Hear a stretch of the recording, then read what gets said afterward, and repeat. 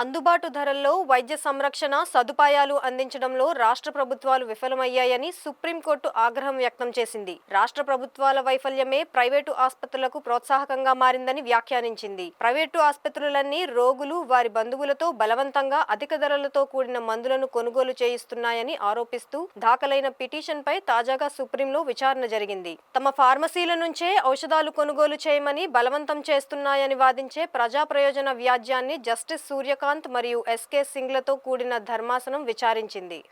తమ ఫార్మసీల నుంచే ఔషధాలు కొనుగోలు చేయాలని, రోగులను బలవంతం చేయకుండా ప్రైవేట్ ఆసుపత్రులకు ఆదేశాలు ఇవ్వాలని పిటిషనర్ కోరారు. నియంత్రణ చర్యలు తీసుకోవడంలో కేంద్ర రాష్ట్ర ప్రభుత్వాలు విఫలమయ్యాయని, దానివల్లే రోగులు దోపిడీకి గురవుతున్నారని పేర్కొన్నారు.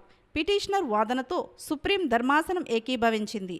రోగులకు సూచించిన ఔషధం వేరే చోట తక్కువ ధరకి లభిస్తున్నప్పుడు దానిని తమ ఫార్మసీలోనే కొనుగోలు చేయాలని, ప్రైవేట్ ఆసుపత్రులు బలవంతం చేయకుండా చూడాలని రాష్ట్ర ప్రభుత్వాలకు సూచించింది. పేద వర్గాలకు ప్రాణాధార ఔషధాలు అందుబాటు ధరల్లో లభించడం కష్టమైపోయిందని వ్యాఖ్యానించింది. తప్పనిసరి ఆదేశాలు జారీ చేయడం మంచిది కాకపోవచ్చు, కానీ ఈ అంశంపై రాష్ట్ర ప్రభుత్వాలను అప్రమత్తం చేయడం అవసరమని కోర్టు పేర్కొంది. పౌరులు ఈ రకమైన దోపిడీకి గురికాకుండా రక్షించేందుకు తగిన మార్గదర్శకాలు రూపొందించాలని కేంద్రాన్ని ఆదేశించింది.